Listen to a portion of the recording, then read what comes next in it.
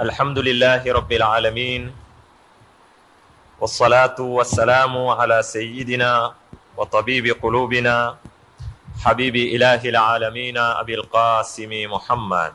اللهم صل على محمد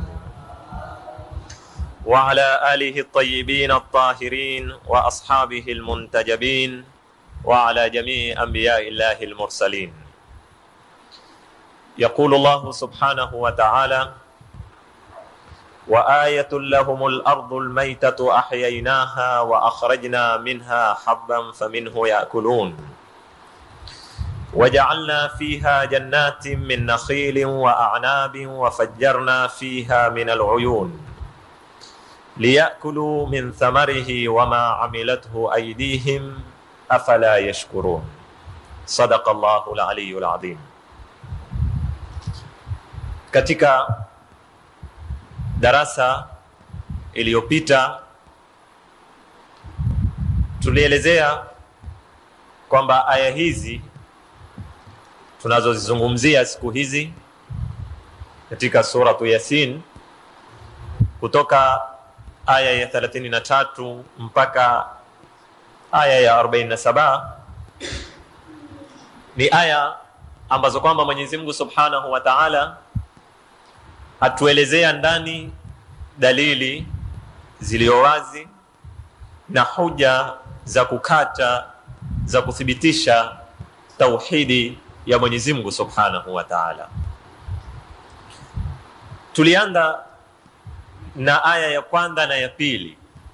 Tukanena kwanza tutajaribu kuzifasiri hizi aya zipande zake, kisha turudi kutukua fikra ya kijumla katika aya kama hizi. Lakini ilipokuwa aya ya 33 na ya 34 yamaliziwa na aya ya 35, leo tutaikamilisha kwanza aya ya 35, kisha ndio tuzisome kwa pamoja. Hizi aya tatu zote zazungumza katika nukta moja.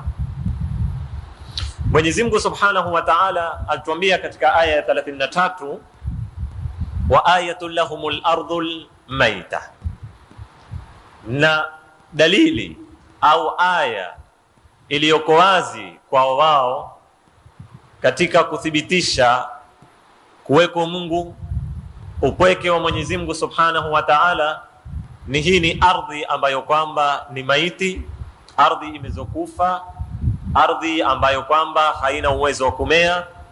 Huya tukaihuisha, ahyainaha wa akhrajna minha habban faminhu yakulun, tukatoa tembe, buru, mitama na wakala. Kisha Mwenyezi Mungu akaendelea akatuambia, waja'alna fiha jannatin, baada ya kuihuisha ardhi tukarudi tukajalia ndani mabustani, min nakhilin, ya mitende, wa a'nabin, na zabibu, wa fajjarna fiha min al'uyun, na tukapasua katika hiyo ardhi chemchemu za mai, mato ya mai ambayo kisha ikawa ni mito na maziwa yenye kusimama. Haya tuliyazungumza kwa urefu wiki iliyopita. Aya 35 yatuambia, ambayo tunataka kuizungumzia leo kukamilishia, liyakulu min thamarihi wama amilathu aydihim afala yashkurun. Mwenyezi Mungu Subhanahu wa Ta'ala baada ya kubaini aya ya kwanza ambayo ni ardhi hii, akatueleza yatupa zitu ziwili wakati ikiwa imekufa ikahuishwa, yatupa hubub, makulima, yatupa na matunda. Yote haya lengo na shabaha ni nini? Kwa nini Mwenyezi Mungu ametoa tembe katika ardhi? Kwa nini Mwenyezi Mungu ameihuisha ardhi na akatoa makulima kama buru, kama mitee, kama ngano? Kwa nini Mwenyezi Mungu amejalia katika ardhi hii iliyokufa baada ya kuihuisha mabustani ya mitende na mizabibu? Kwa nini? Ndio aya hii ya tatu imekuja kukamilisha aya zile mbili, imeanda na lamu liyakulu, ambao lamu kama hii ni wanazuoni wa lugha wayamkuwa ni lamu ta'lil, yani ni lamu ya kubaini illa, ni lamu ya kubaini sababu, ni lamu ya kubaini lengo. Nini lengo la kuhuishwa ardhi? Nini lengo la kutolewa tembe katika ardhi? Nini lengo la kuwekwa mabustani? Mwenyezi Mungu atuambia liyakulu min thamarihi, ili wapate kula yale matunda yake. Na ameirudisha kwenye matunda kwa sababu kwenye tembe ameze kutuelezea.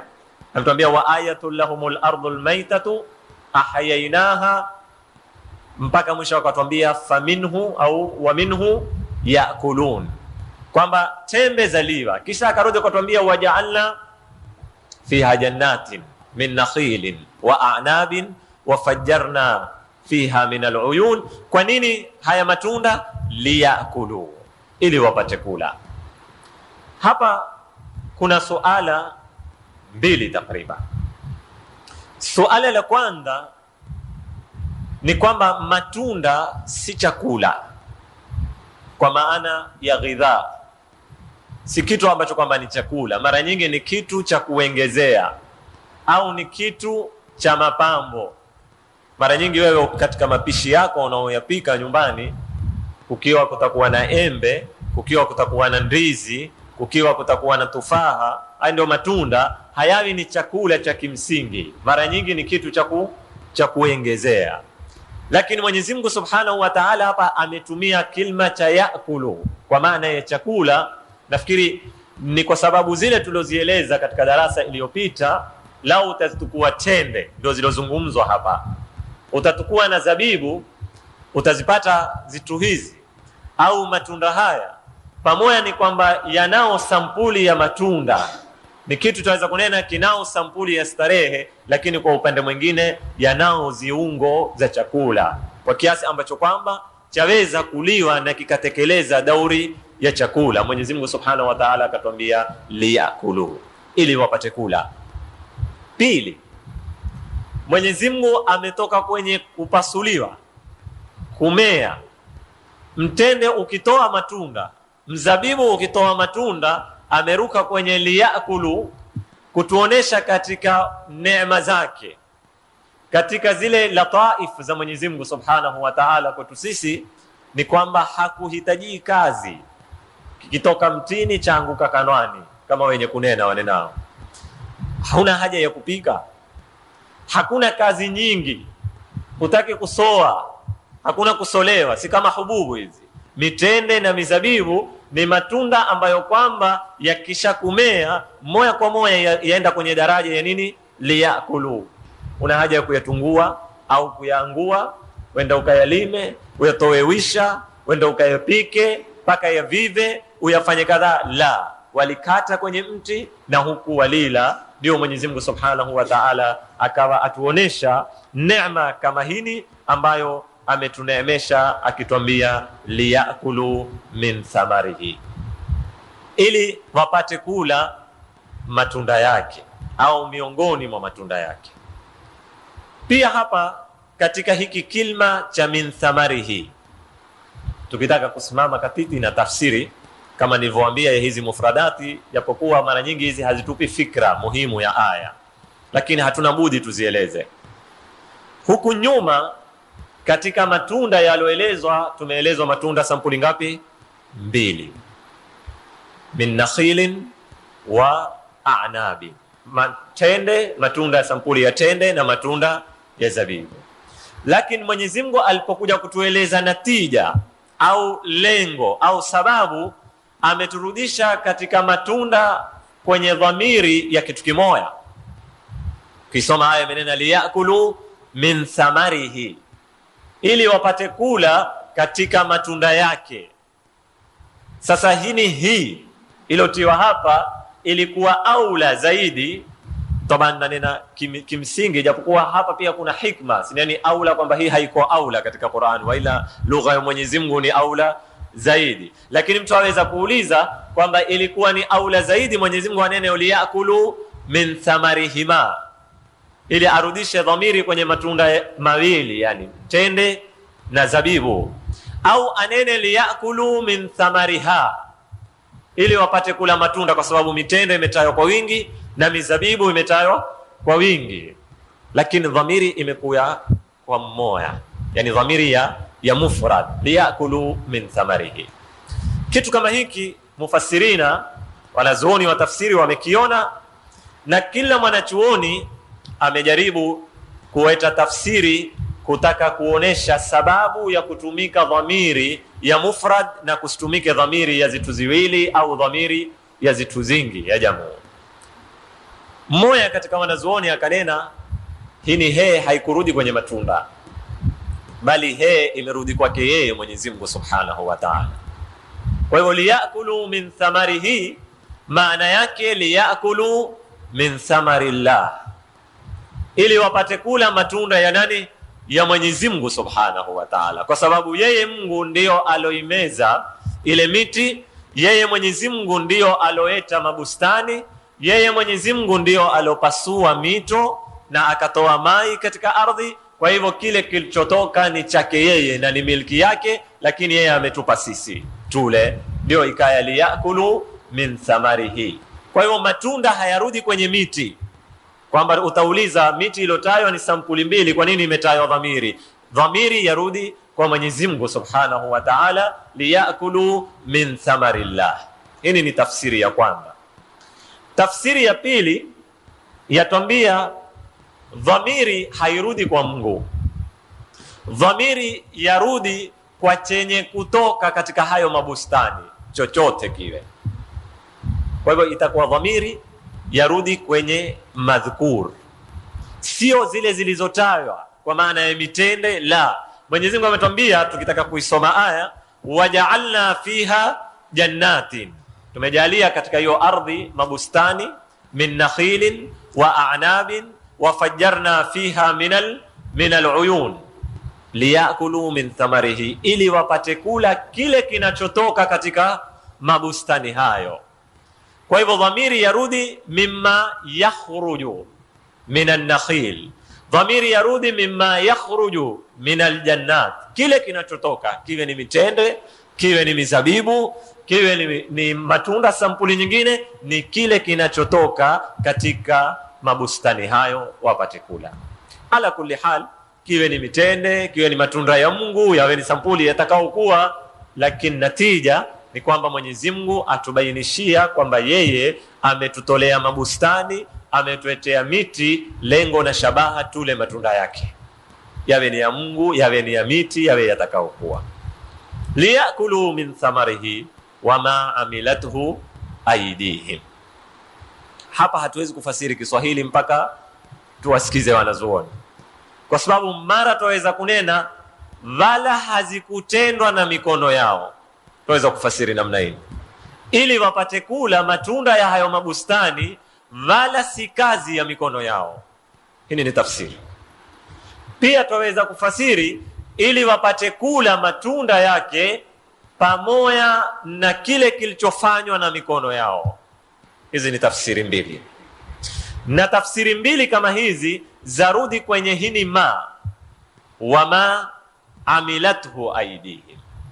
Hii ma yakubali kuwa ni ma nafia, yani ma ya kukanusha, na hii ma yakubali kuwa ni ma mausulia, nitawaeleza maana yake, na yakubali kuwa ni ma masdaria. Ukiifanya maana ya nafia, ya kukanusha, itakuwa maana ya aya ili wapate kula matunda ya hayo mabustani, ya hayo miti, na kazi hiyo si kazi yao wala si mikono yao imezofanya kazi kama hiyo, ni Mwenyezi Mungu ndio amezofanya kazi kama hiyo. Kwa hivyo itakuwa ma ya kanusha kwamba huko kumezwa miti na kutoka mitende na kutoka mabustani na mizabibu, hayo msione kwamba nyinyi mumefanya, la, si kazi ya mikono yenu. Kama ile aya tuambia antum tazraunaha am nahnu zari'un, nyinyi mnaolima, ni nyinyi mnaopanda miti. Wewe waweza kughurika ukaona umetunda tembe ya buru kama siku hizi tena kusi tayari, jamaa wakaona wakaenda wametia moto, wamekata mashamba, wametia moto, wamelima, wametia buru zao, Mwenyezi Mungu mwenyewe ameteremsha mvua yake, mimea imetoka, huenda ukaghurika ukaiona wewe umezomeza miti kama ile. Mwenyezi Mungu akwambia wama amilathu aidihim, hayo yote si mikono yao imezofanya kazi hiyo. Hili tukifasiri ma kwa maana ya nafia, tukifasiri ma kwa maana ya mausulia, itakuwa aya yazungumza hivi: liyakulu min thamarihi walladhi amilathu aidihim, wale matunda ya hayo mabustani, pia wale na kile kilichofanywa kilichotendwa na mikono yao. Kwa hivyo kutakuwa kuna vitu viwili twala. Kwanza twala matunda. Mwenyezi Mungu Subhanahu wa Ta'ala atutolea mabustani katika ardhi, kukamea mitende, kukamea mizabibu, kukamea mizaituni, kukamea simsim, kila sampuli ya kumea. Zile twaweza kuzila moja kwa moja mwanzo. Tunda tende ukaila, ukatunda zabibu ukaila, bila ya kutia kazi ya mkono wako. Hiko ni kitu cha kwanza, ndio kile liyakulu min thamarihi. Kisha pia faida ya pili, wewe waweza kuzitunda zile zitu ukaunda tena zitu zingine. Tukua simsimu ukatoa mafuta, ndio leo yankuwa mafuta maviti. Kisha ukatukua tende ukaunda nini, jam, ukatengeza jamu ukalia nini, mkate. Ukatunda zabibu pia ukatengezea jam, ukatunda matunda mengine ukatengezea siki kingine, ukatengezea kadhaa. Kwa hivyo yale matunda yanaomea, wewe wafaidika nayo sampuli mbili. Sampuli ya kwanza waweza kufaidika nayo mubashara bila ya kuongeza kazi yako. Mti umemea, ukalikata lile tunda moja kwa moja ukalila. Kisha kuna nakutia kazi ya mkono wako, ukayatunda yale matunda, ima ukayatengeza kitu kingine kama jam, kama mafuta, kama siki, au kadhalika kama ile tu ya mkuu au siki zabibu, tukaenda tukaitukua kwenye zabibu tukaitengezea. Hiko ndio kinachozungumzwa wama amilathu aidihim, wale matunda yake, wale na kile kinachotengezwa na mikono yao. Au kwa lugha nyingine tukiifasiri kwa masdaria ma, itakuwa mwanadamu siku zote ala katika kinachotoka katika miti na ala kupitia kazi anayoifanya kwa mikono yake, isokuwa makulima. Kama ni mfanyaji biashara, pia huenda ukapata riziki yako. Kama ni mfanyaji, ni mpekaji gari, ni kazi yoyote isokuwa ukulima, kwamba wewe pato lako haliko kwenye ukulima peke yake, pia hizo ni katika neema ya Mwenyezi Mungu Subhanahu wa Ta'ala. Ala kulli hal, Mwenyezi Mungu atuambia liyakulu min thamarihi, ili wapate kula matunda ya mabustani hayo tunayowapa. Wama amilathu aidihim, ima tufasiri matunda hayo si kazi ya mikono yao, ni kazi ya Mwenyezi Mungu Subhanahu wa Ta'ala, au tufasiri na kile kinaotengezwa na mikono yao kutoka kwenye matunda hayo pia kikaongezewa, badala ya kula tende peke yake na zabibu, kukawa kuna na zitu zingine ukazitoa ndani ya hiyo tende na zabibu na ukaweza kuzifanya ni chakula. Kisha Mwenyezi Mungu amaliza na hiki ndio kipande muhimu, afala yashkuru. Hiki ndiko kipande muhimu cha funga hizi aya tatu. Mwenyezi Mungu ametubainia aya yake ya kwanza ni ardhi. Ardhi ina neema hizi, na hizi neema zilotajwa si zote, waila ukirudi katika sura kadha wa kadha Mwenyezi Mungu amekutaya kwa urefu zaidi. Utakuja wa inaban na nyingine wa zaitunan wa nakhlan, utapata mfululizo wa nini, wa matunda Mwenyezi Mungu amekuhesabia katika sura mbalimbali. Hizi ndio neema. Neema kama hizi zataka zikushtue wewe, zikurudishe kwa Mwenyezi Mungu Subhanahu wa Ta'ala. Hii ndio misingi ya kiakili, kwa sababu hakuna dalili iliyo wazi kwa kila mwenye akili, na wanazuoni wote waitumia dalili kama hii kwa sababu ni misingi ya kiakili iliyo wazi isopingika, kama hii dalili ya shukurul mun'im, dalili ya kumshukuru ule anayekuneemesha. Yeo wewe, na nimezungumza zitu kama hizi katika minasaba mingi, lakini hapana makosa tukizikariri zitu kama hizi, na wale ambao kwamba hawakupata kuzisikia pia wapate kufaidika. Yeo wewe jaribu kuketi na akili yako, dini iweke mbali, nenda na akili peke yake. Yeo wewe utoke hapa, nenda mpaka nyumbani, Ukiwa ni mtu una mke au huna mke, ukisikilia nyumbani udirike mfuko, uambiwe bwana, kuna mtu amekuetea hii amana, ameiata hapa, amenena upoe wewe, na akwambia hii ni zawadi amekuetea. Ujaribu kuuliza pale nyumbani, ni nani amezonietea kitu kama hiki? Kwa bahati mbaya watu wa nyumbani wale hawakuweza kumfahamu ule mtu ambaye kwamba amekieta kile kitu kwa kadiri ya kuweza kukufahamisha wewe ukaweza kumuyua ni nani. Hala wewe iweke mahali kama hapa, uisikize akili yako, uisikize dhamiri yako, utakuwa huna raha.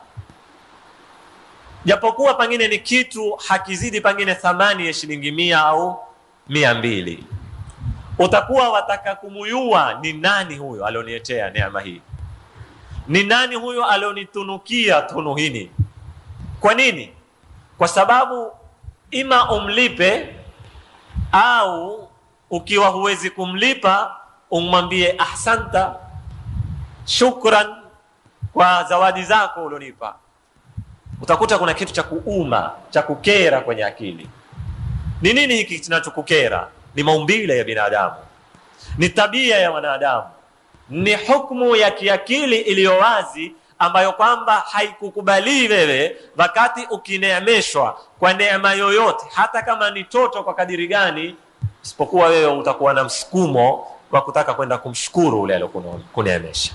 Sasa Mwenyezi Mungu Subhanahu wa Ta'ala aishtua akili au alishtua umbile hili lilioko ndani ya mwanadamu, akwambia ziangalie hizi zinao sampuli ya neema. Ni neema za Mwenyezi Mungu.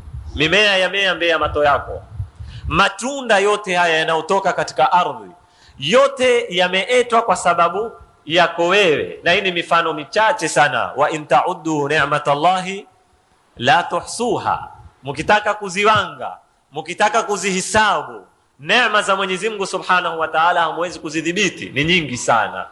Ni lazima uwe utajibisha shukurani, na Mwenyezi Mungu kumshukuru haiwi ni kwenda kumwambia ahsanta, wala haiwi ni kwenda kumwambia shukrani, kwa sababu siku zote katika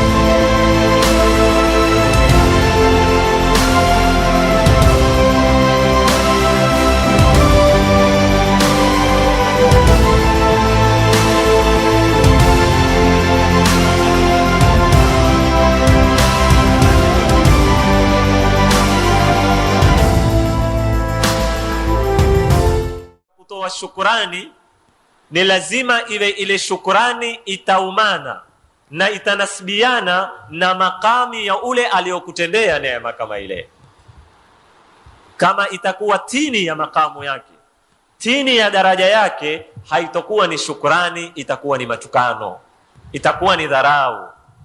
Yeo wewe ukimtuma kijana dukani akakupa huduma, akakufanyia neema, kijana mtoto kanunulie na mimi kitu dukani, huwa wataka kumshukuru, ukatia mkono mfukoni ukatoa shilingi ukampa, ama ukatunda paramandi ukampa, ile kwa kijana ni shukrani.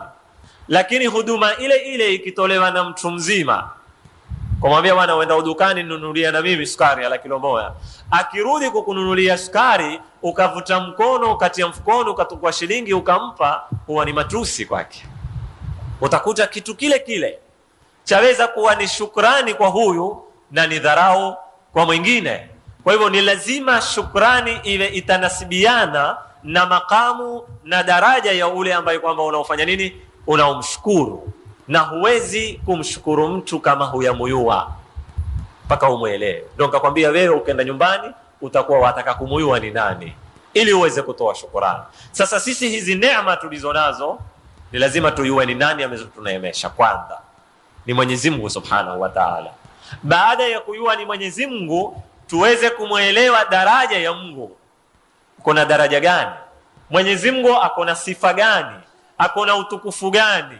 Akona ukubwa kiasi gani? Ili tukitoa shukrani iwe itaumana na itaoana na makamu ambayo kwamba yastahiki kwa Mwenyezi Mungu Subhanahu wa Ta'ala.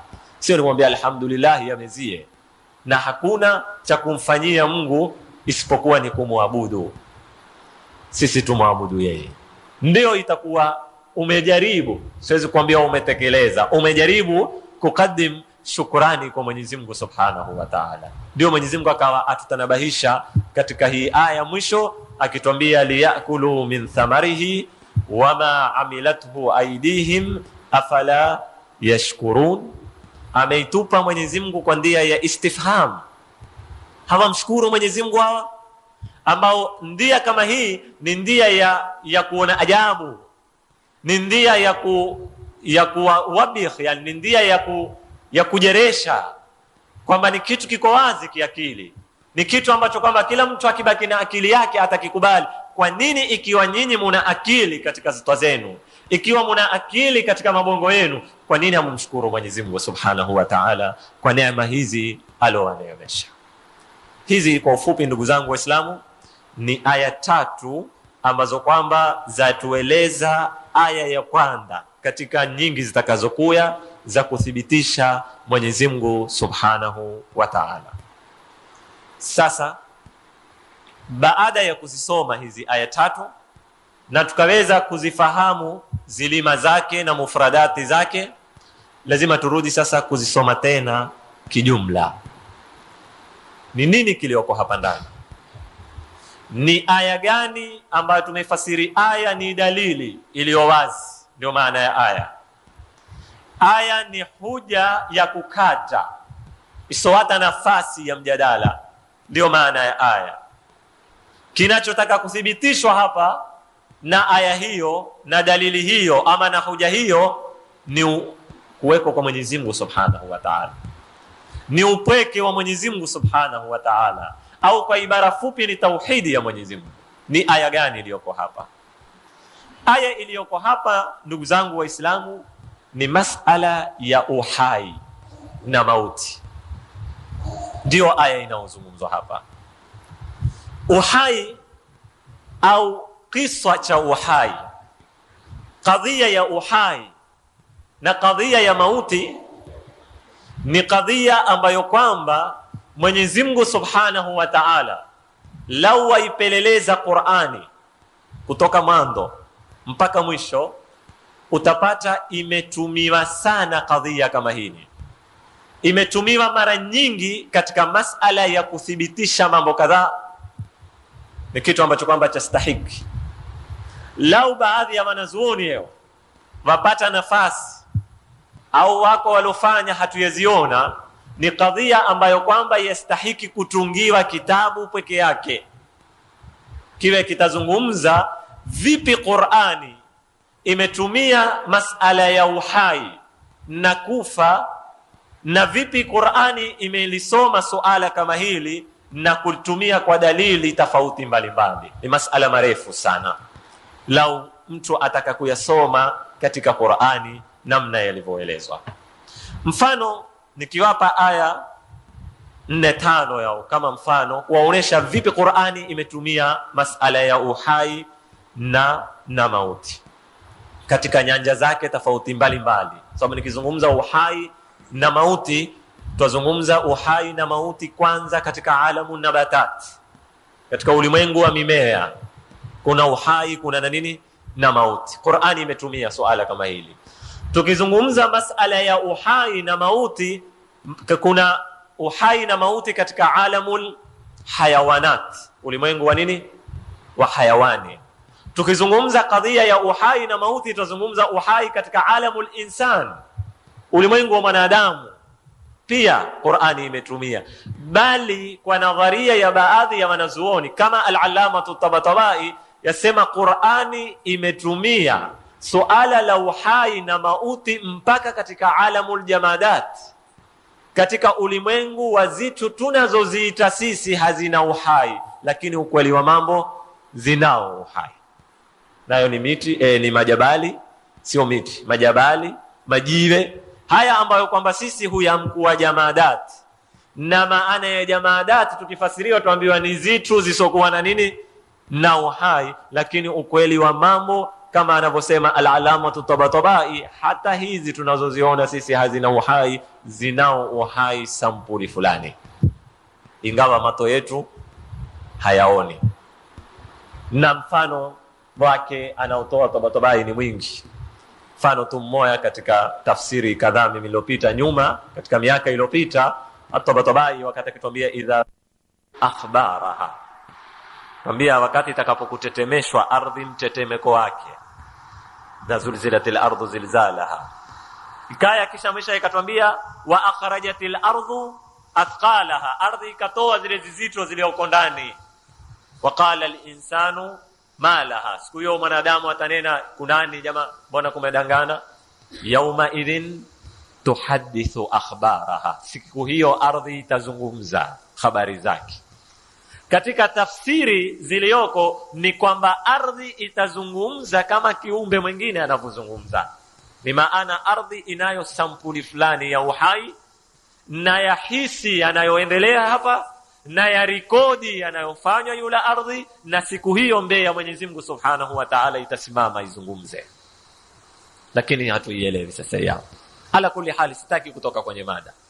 Kwa hivyo Qur'ani imeitumia kadhia ya uhai na mauti, ni kadhia muhimu sana katika kuthibitisha mambo ya itikadi.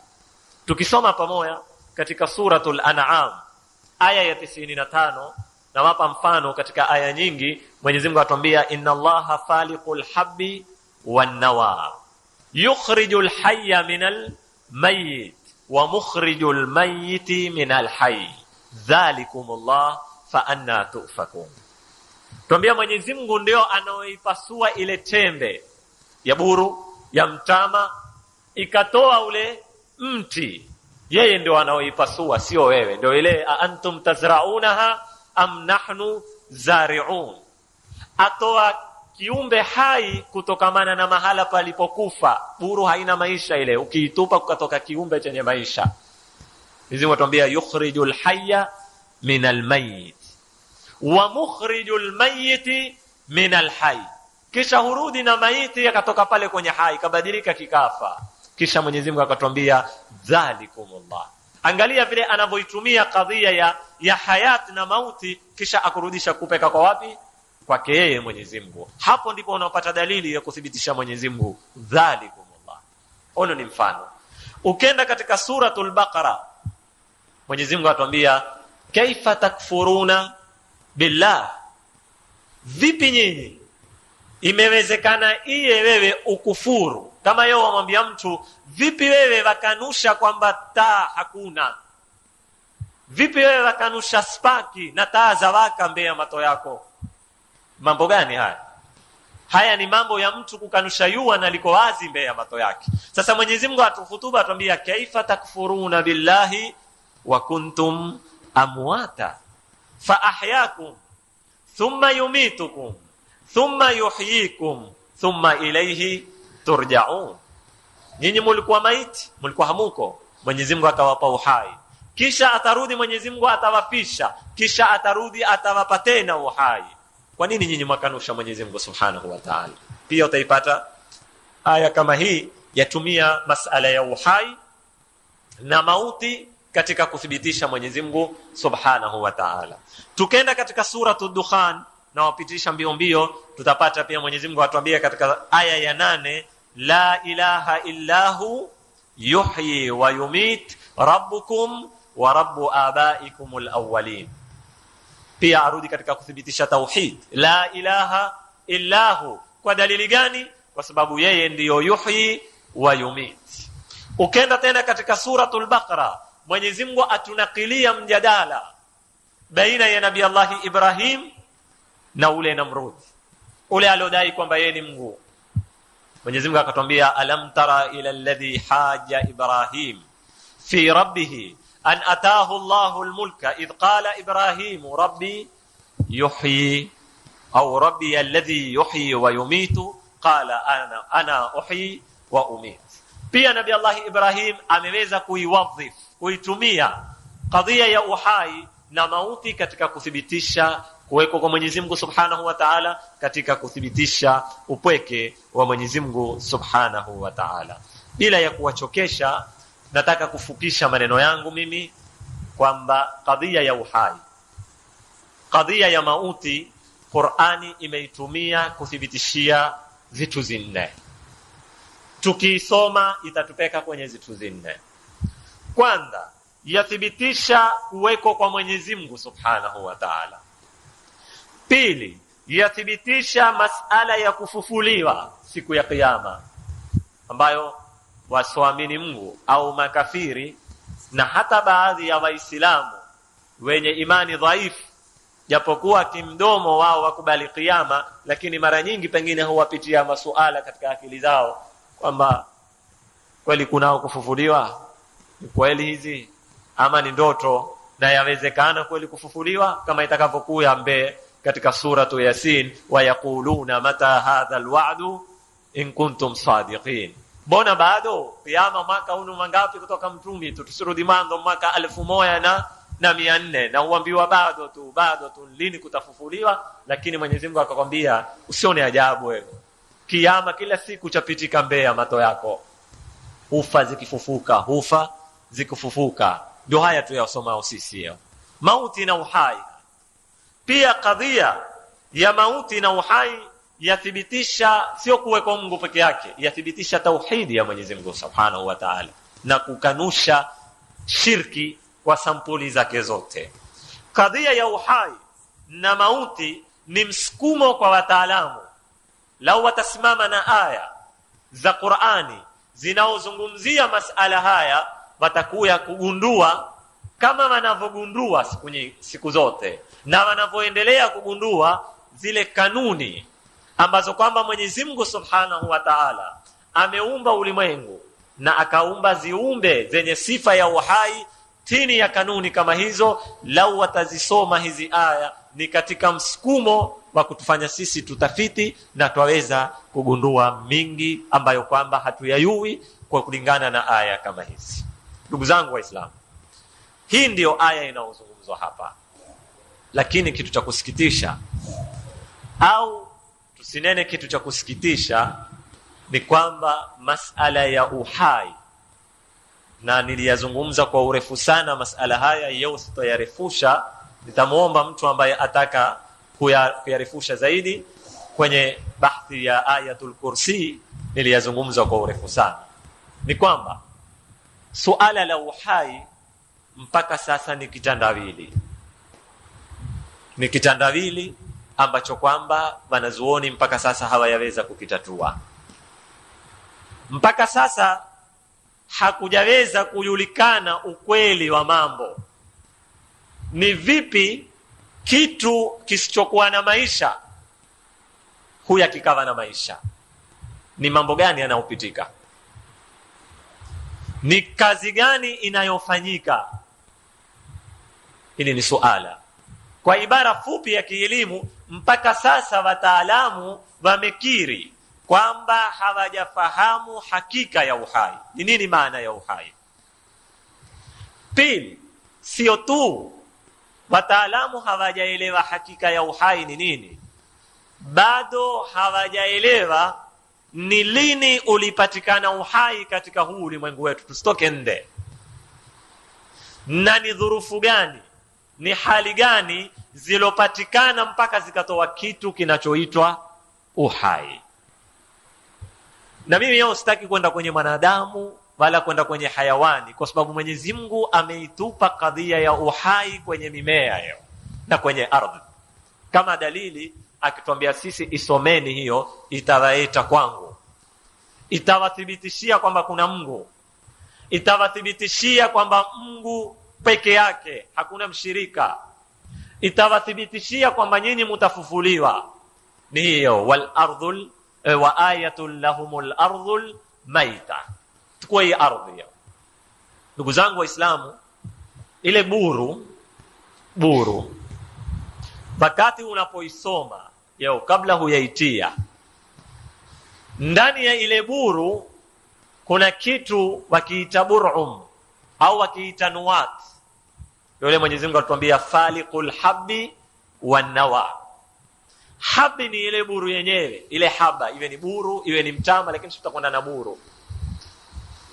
Ile buru ni haba. Ndani ya ile buru kuna nawa. Wengine yao ukitakuwa kisuke kimezochemshwa, ukajaribu kuifinya ile buru, utatoka kidude kitoto ndani, kiko laini kweli, sijui huwa mkuliwa hii tutakiangua hii Kiswahili. Kitoto namna hii, rangi ya nyama, rangi ya yellow, sio wa kitoto namna hii hapo. Na kile wanena wataalamu, vitamini zote ziko pale, pengine leka kwa layu lote ni dhiki tupu zile, ni kwa kadiri ya kupata ono msukumo wa kutoa hizo haja. Lakini kile kidude kitukue, kile kidude pasua ile buru, ukitoe, ukiangalie vile kiko laini, vile kiko soft, ni laini sana, kiasi kikubwa sana. Kisha wakati kiko ndani ya ile buru, wewe kukitoa, una nguvu fulani utazitumia kwa zanda zako, ufinye pengine ukitoe, ama upasue ile buru, ufanye nini ili ukipate kukitoa kama kile. Lakini umejiuliza suala, kile chenyewe kile nawati ambao ndio asili ya mmea ni kile, kiliwezaje hicho wenyewe kupasua zile ngome?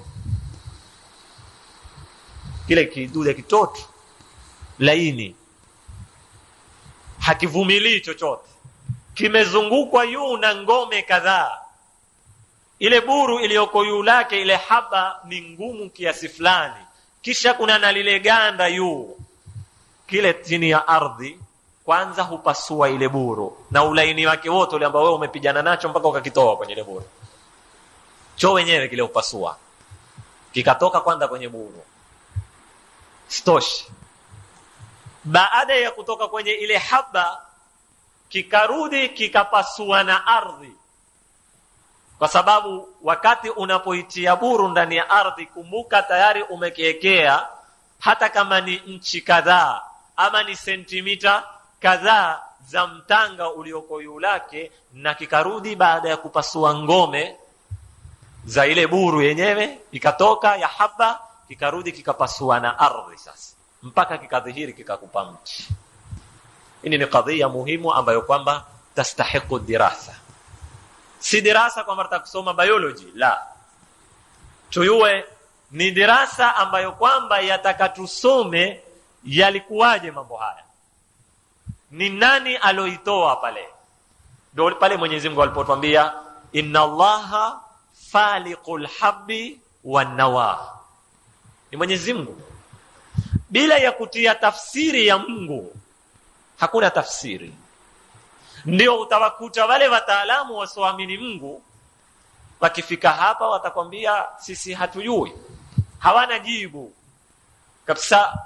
Na si masala ya uhai tu, ni masala mingi ya wale wasioamini Mungu wakifika hukwambia hatujui, kwa sababu hawataki kukubali Mungu, kwa sababu kuna mambo hayakubali kwenda kimada, hayakubali kwenda kisudfa, kinatural, kio wenyewe.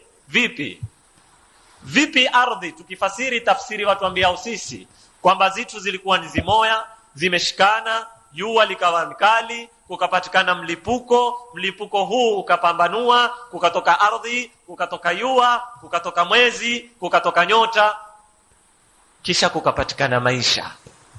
Maisha yalitoka wapi? Faqidu shay'i la yu'tihi, kama wanavyotuambia, asokuwa na kitu hawezi kutoa. Ikiwa huna 100 hapo mfukoni, huwezi kutoa 100 kukiwa na mchango hapa. Vipi mada, material, majiwe yalitoa kitu chenye uhai na jiwe lenyewe halina uhai? Vipi ile buru yao unayoitunda haina uhai, imeshakatwa kwenye mti wake, ukiweka itaoza, itamumunyuka, itakuwa mtanga. Buru ile ile ikatoa kiumbe chenye uhai. Ni buru imeumba uhai? Kama ilikuwa buru yaumba uhai na yaipa mti uhai, kwa nini isijipe yenyewe? Takuta ni mambo hayaingii kwenye akili. Huna suala, huna jibu. Ndio Mwenyezi Mungu amekwambia faliqul habbi wan nawa. Inna Allaha faliqul habbi minan nawa. Yukhrijul hayya minal mayit wa mukhrijul mayit minal hayy. Dhalikumullahu fa anna tufakun. Huyo anaitoa chenye uhai kutoka kwenye kilichokufa, na akarudi akatoa kilichokufa kwenye hiko chenye nini? Maisha. Ule mti wenye uhai kisha warudi wa kigogo, kesha hakina maisha, hakina haraka. Huyo hakuna mwingine, ni dhalikumullah. Mwenda wapi nyinyi? Matafuta wapi? Kwa nini makimbia pale penye suluhisho? Kwa nini makimbia pale penye majibu? Na ni mahala pafupi, na ni mahala ambapo kwamba hapataki shida.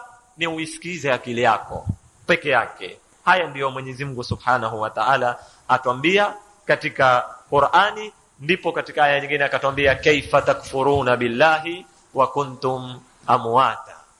Ndugu zangu Waislamu, haya ndiyo masala ambayo kwamba ni aya ameitumia Mwenyezi Mungu Subhanahu wa Ta'ala. Kwa ufupi azungumza na sisi tuisome mimea, tusome ardhi na kadhia ya kufa na kupata maisha katika ardhi kama somo la kutupeka sisi kwa Mwenyezi Mungu Subhanahu wa Ta'ala. Kisha tujichallenge, tuweza kufanya kama yale? Haiwezekani. Challenge ya Mwenyezi Mungu kutoka siku ya alipotumilizwa bwana mtume, karni 14 iko katika Qur'ani na yaendelea mpaka leo. Mtaendelea wanadamu kwa undwa zombo kila sampuli, zombo zenye miujiza tofauti mbalimbali, lakini mwanadamu hawezi kuunda maisha kabisa. Leo tukua zombo ziloundwa tofauti mbalimbali, ikiwa ni ndege, ikiwa ni kompyuta, ikiwa ni gari, nenda namna utakao kwenda, lakini hatuyaona gari likisha kuundwa likaanza kuzaa. Hii ndio maana ya maisha. Kitu chenye uhai ni kile kitu kinachokuwa. Kitu chenye uhai ni kile kitu kinachovia.